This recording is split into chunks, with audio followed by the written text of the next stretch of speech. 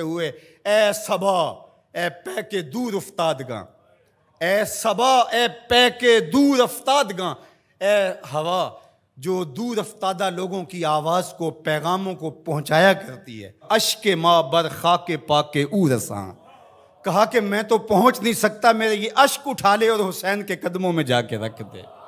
ये तड़प रही है उम्मत हुसैन आपके गम में, सदियां गुजर गई, इनके कलेजे अब भी जख्मी हैं। हुसैन वो तीर जो आप पे बरसे थे वो आज तक उम्मत के सीनों पे बरस रहे हैं। वो जख्म मुंदमिल नहीं हुए, वो दर्द कम नहीं हुए, आज भी उम्मत भुगत रही है, सह रही है।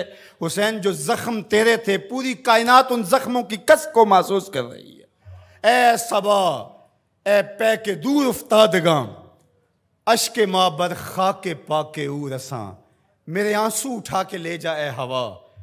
तू आबी बुखारात की शक्ल के अंदर चीज़ें उठाती है और फिर मींह बरसाती है। आज तू जज़ब करने आई है तो ए हवा ए सबा तू मेरे आंसू जज़ब कर और जाके इमाम हुसैन के कदमों में बरस जा। मेरे आंसू उन कदमों पर निछावर कर और फिर झुक के